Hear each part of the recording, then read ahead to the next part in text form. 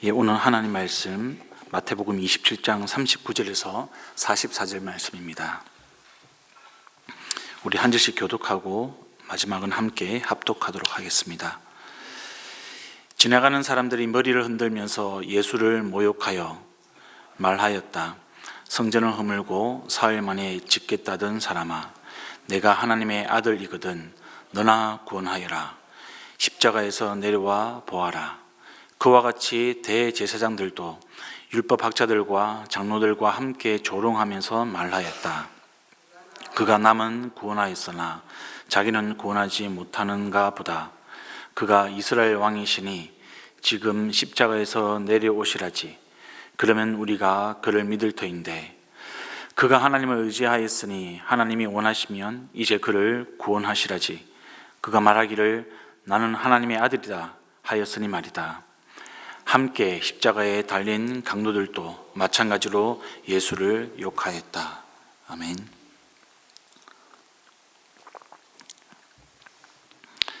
성도 여러분, 요즘에도 이 이스라엘 성지순례를 가면 저도 영상으로만 봤는데요, 예수님이 이 십자가에 달리시고 죽으신 골고다 언덕, 그리고 예수님의 무덤으로 추정되는 장소가 이게 보존이 되었습니다. 그리고 그 장소 중에 하나에 성묘 교회라고 그렇게 또 교회를 지어서 여러 이제 기독교의 교단들이 종파들이 그 교회를 이렇게 관리를 하고 있습니다. 특히 예수님이 이 우리의 죄를 용서하시고 구원하시기 위해서 십자가를 지시고 이게 올라가신 길, 그 길은 가장 이제 감동이 있는 그런 성지순례의 코스로 잘 알려져 있습니다. 근데 현재 이 예루살렘은요, 이슬람 구역, 그리고 아르메니안 구역, 그리고 유대인 구역, 그리고 기독교 구역, 이렇게 4개 구역으로 나뉘어져 있습니다. 예수님이 십자가에 달리신 장소는 이 기독교 구역에 있는데, 근데 아이러니하게도요, 그 장소로 올라가는 그 길은 이슬람 구역에 속해 있습니다. 해마다 이 순례자들이 혹은 관광객들이 찾아와서 이 예수님이 달리신 십자가에 달리신 그런 장소, 그리고 무덤에 있는 그 구역으로 올라가지만 정작 그 길을 올라가는 길은 이슬람 구역이기 때문에 그 올라가는 길이 이제 시장을 지나야 되고요, 모스크를 지나서 이렇게 올라가야 합니다. 이 올라가는 길 가운데 이슬람 상인들이 이 관광객들을 대상으로 이제 호객행위를 하는데, 물건을 파는데 정신이 없고요, 여기저기서 1달러, 1달러 이런 이제 소리를 외치는 것들을 우리가 접할 수 있습니다. 어떤 순례자들은 찬송을 부르면서 그 길을 올라가기도 하는데, 그러면 무슬림들이 일부러 이렇게 스피커를 크게 틀어놓고 방해를 하기도 한다고 합니다. 이것을 두고 예수님이 겪으신 그런 조롱, 예수님이 겪으신 그 모욕이 아직도 남아있다라고 평가하는 사람들도 있습니다. 마태는 오늘 본문에서 이 지나가는 사람들의 반응에 대해서 기록을 하고 있습니다. 39절과 40절 보시면 이들이 구체적으로 누구인지는 나와 있지 않지만 이 대제사장, 서기관, 바리새인 이런 종교 지도자들은 아니었음이 분명합니다. 근데 이들이 지나가는 장소는 지금 예수님이 십자가에 달려있는 장소입니다. 이들은 예수님이 십자가의 처형을 당한 사실을 몰랐다가 우연하게 알게 된 것이 아니라요, 목적을 가지고 예수님을 보기 위해서 그 장소를 지나갔던 사람들입니다. 마태복음 26절 보면 우리는 이 사람들이 산헤드린에서 열린 재판을 지켜보던 사람들이거나 아니면 그 재판 과정을 전해 들었던 사람, 아마 이런 사람들로 추정할 수 있습니다. 그리고 이들은 일부러 예수님이 십자가 처형 당하는 모습을 직관하기 위해서 그곳을 지나는 중이었습니다. 그러니까 단순하게 싸움 구경, 불구경하듯이 그렇게 본 것이 아니라 십자가에 달린 예수님을 모욕하기 위해서, 조롱하기 위해서 그 길을 지나갔던 겁니다. 머리를 흔드는 모습, 이게 등장하는데요, 이것은 당시 유대 사회에서 모욕하는 것, 그것을 나타내는 사인이었습니다. 이들은 지금 손과 발이 십자가에 못 박혀서 고통 가운데 죽어가는 그 예수님에게 성전을 허물고 사흘 만에 짓겠다는 사람아, 당신이 하나님의 아들이거든 당신이나 구원하라. 십자가에서 내려와 보라. 이렇게 말을 하고 있는 겁니다. 참 사람이 잔인하다는 것을 다시 한번 보여주는 거죠.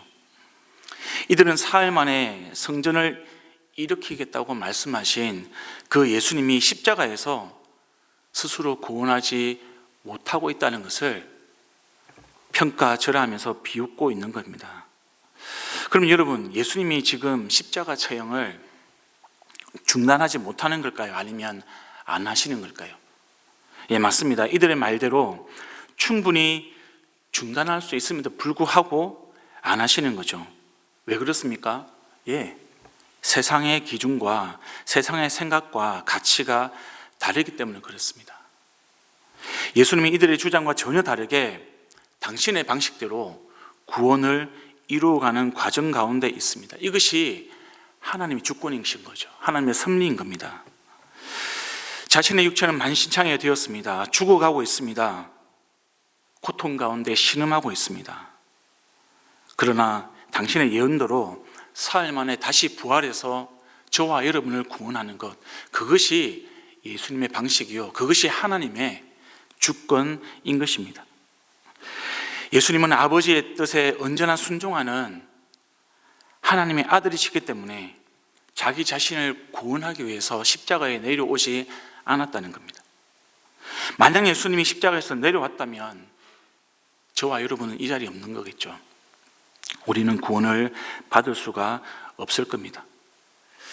지나가는 사람들의 말은요, 사단이 예수님이 시험할 때 네가 하나님의 아들이거든, 이 말을 생각나게끔 하고 있습니다. 마태는 이것을 통해서 예수님이 그 십자가의 고통을 견디지 못한 채, 하나님의 구원을 이루지 못한 채 내려오도록 여전히 배후에서 역사하고 있음을 보여주고 있는 겁니다. 예수님의 구원의 길을, 구원의 역사를 베푸는 그 순간에서도 사단이 그것을 막고 방해하고 있다는 것을 마태는 기록을 통해서 우리에게 이야기해 주고 있는 겁니다.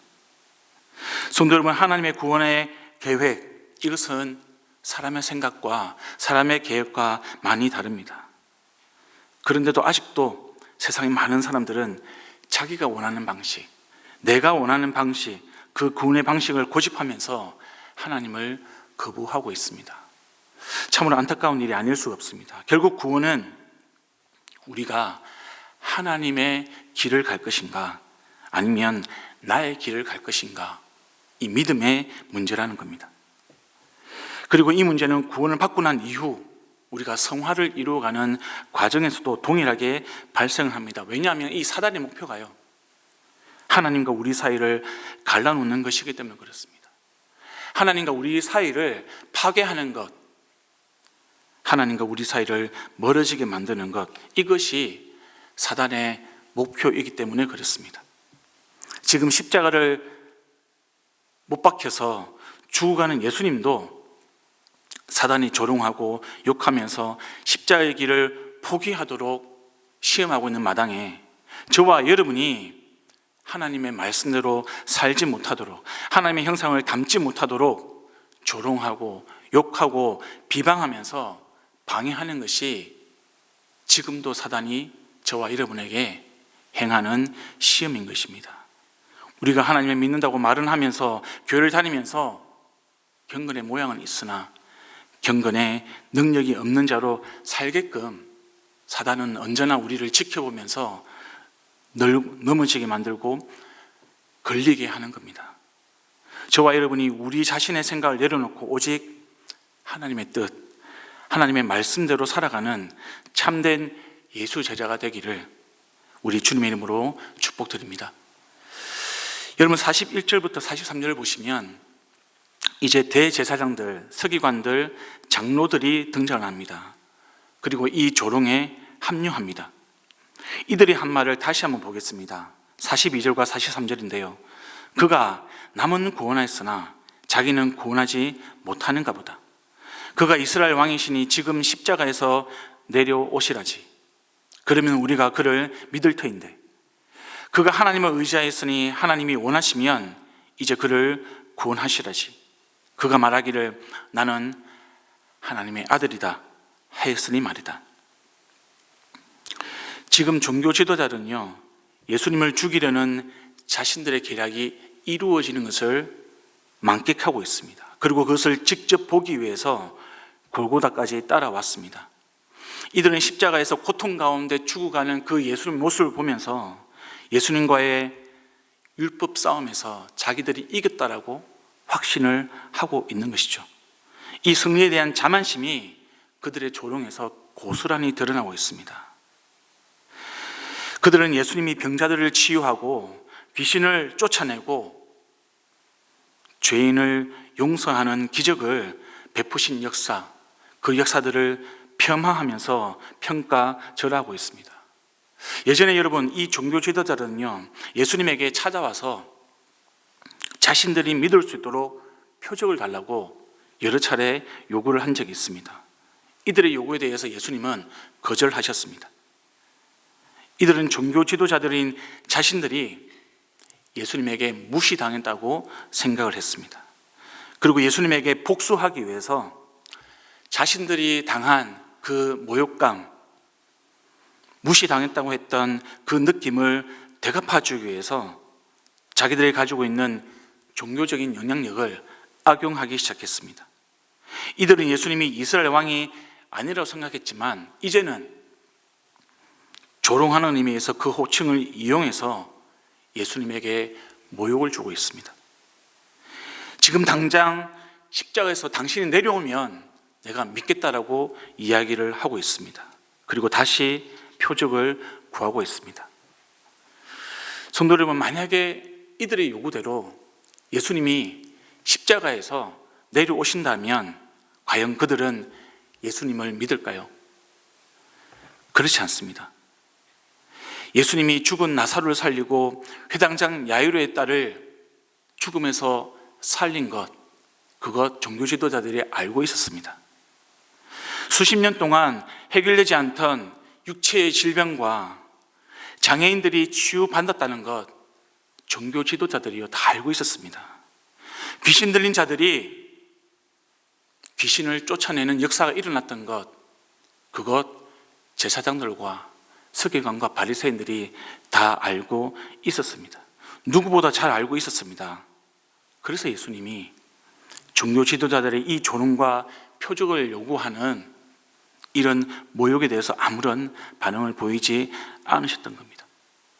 그리고 예수님은 묵묵하게 성부 하나님의 뜻을 따라서 포기하지 않고 저와 여러분을 향한 구원의 계획을 실천하고 계시는 겁니다.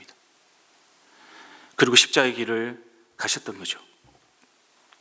성도 여러분, 참된 믿음이라는 것, 그것은 눈에 보이는 초자연적인 기적과 표적이 있는 것이 아닙니다.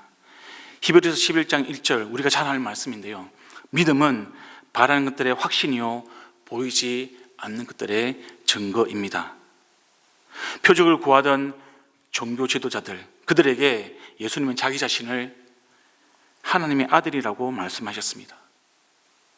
표적을 구하는 그들에게 그들의 요구대로 표적을 보여주는 것 대신에 내가 하나님의 아들이다, 하나님의 하나님됨을 선포하고 계시는 겁니다. 눈에 보이는 표적, 십자가를 내려오는 기적, 그것이 신앙의 척도가 아니라는 것을 예수님이 밝혀 보여주시는 겁니다. 힘들고 어렵지만 구원의 십자가의 길을 가는 것이 더 중요하다는 것을 지금 예수님은 말씀을 해주고 계시는 거죠. 그래서 여러분, 우리가 얼마나 주님을 사랑하고 우리가 주님의 뜻을 따라서 살아가는지가 우리 신앙의 핵심입니다. 마찬가지로 여러분, 우리가 성령의 은사를 많이 받는 것, 그것이 중요한 것이냐, 아니면 그 성령의 은사들을 가지고 얼마나 주님 뜻대로 주님의 나라와 의를 위해서 그리고 사람들을 섬기고 공동체를 섬기느냐, 그것이 더 중요하냐, 이것의 차이입니다. 여러분에게는 어떤 것이 더 중요합니까?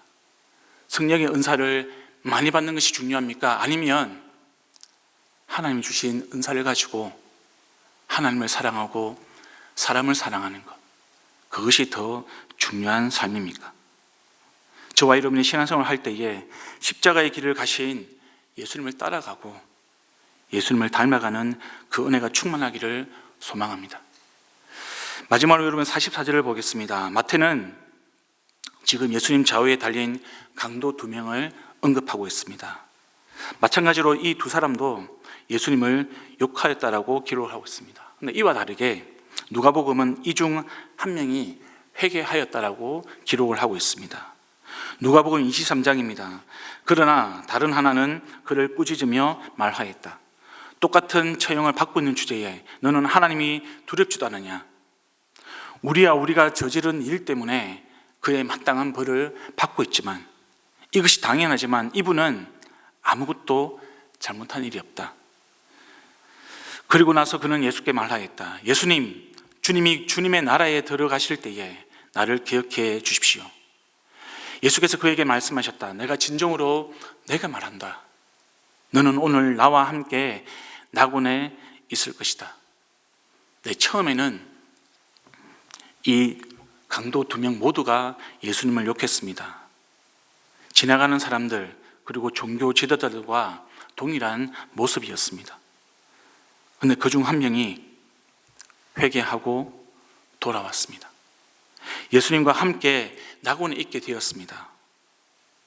지나가는 사람들, 종교 지도자들과 전혀 다른 모습으로 변화했습니다.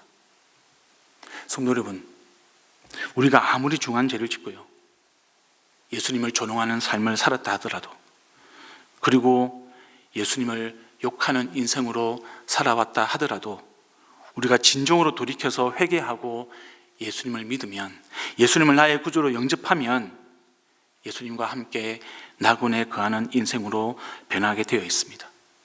이것이 주님께서 베풀어 주시는 구원의 역사요 구원의 은혜입니다. 이사야서 1장 18절입니다. 주님께서 말씀하신다. 오늘아 우리가 서로 변론하자. 너희의 죄가 주홍빛과 같을지라도 눈과 같이 희어질 것이며 진홍빛과 같이 붉을지라도 양털과 같이 희어질 것이다. 베드로전서 1장 3절에서 5절에 이렇게 선포하고 있습니다. 우리 주 예수 그리스도의 하나님 아버지께 찬양드립시다. 하나님께서는 그 크신 자비로 우리를 새롭게 태어나게 하셨습니다. 그리하여 그는 죽은 사람들 가운데서 예수 그리스도께서 부활하심으로 말미암아 우리로 하여금 산 소망을 갖게 해 주셨으며 썩지 않고 더러워지지 않고 낡아 없어지지 않는 유산을 물려받게 하셨습니다. 이 유산은 여러분을 위하여 하늘에 간직되어 있습니다. 하나님께서는 여러분의 믿음을 보시고 그의 능력으로 여러분을 보호해 주시며 마지막 때에 나타나기로 되어 있는 구원을 얻게 해 주십니다. 성도 여러분, 우리는 예수님을 믿음으로 우리의 모든 죄가 용서받았고 거듭났습니다. 우리는 예수님과 함께 낙원에 거하는 자들이 되었습니다. 이 믿음으로, 이 은혜로 이 땅에서의 삶을 살아가야 하는 겁니다. 그것이 주님께서 저와 여러분에게 부르시는 사명의 길이요, 소명의 길이요, 또한 소망의 길입니다. 이 산 소망으로 오늘 하루를 주님의 은혜 가운데 살아갈 수 있는 저와 여러분 되기를 우리 주님의 이름으로 축원드립니다. 이 시간 우리 말씀을 기억하면서 함께 기도하기를 원합니다. 하나님, 예수님께서 십자가에서 내려오지 않으시고 그 십자가의 길을 감당하신 그 주님의 뜻과 그 주님의 은혜에 감사합니다. 감사할 뿐만 아니라 하나님, 오직 주님만 의지하며 오늘 하루를 예수님 닮아가는 그 삶으로 살아갈 수 있도록 도와주시옵소서. 둘째는 가정을 위해서 함께 기도하시겠습니다. 우리 모든 가족이 신실하신 예수님에 대한 믿음으로 살아갈 수 있도록 도와주십시오. 어떤 어려움과 어떤 시험이 있더라도 우리가 사단의 유혹 가운데, 시험 가운데 빠지지 않고 더더욱 믿음의 길을 갈 수 있도록 오직 하나님의 뜻만 구하는 그런 가정이 되게 도와주시옵소서. 세 번째로 교회 일정을 위해서 기도해 주시기를 부탁드립니다. 토요일에 예수 영접 모임이 있습니다. 초대했던 분들이 벌써 오지 못한다라고 연락을 주고 있습니다. 영적인 싸움입니다. 예수님이 문을 두드리실 때에 우리를 구원하시고 우리의 모든 죄를 위해서 십자가에 죽으신, 그리고 죽음을 이기신, 그리고 부활하신 그 예수님이 우리 VIP들의 마음 문을 두드릴 때에 그들이 마음 문을 열고 예수님을 구주로 영접하는 그 역사가 일어날 수 있도록 우리 은혜선물교회의 공동체가 그것을 위해서 전력으로 사투를 벌이듯 모든 힘을 다해서 사역할 수 있도록 주님 도와주십소서. 그리고 가지고 나오신 기도 제목 가지고 계속해서 기도를 이어가시겠습니다. 기도하겠습니다.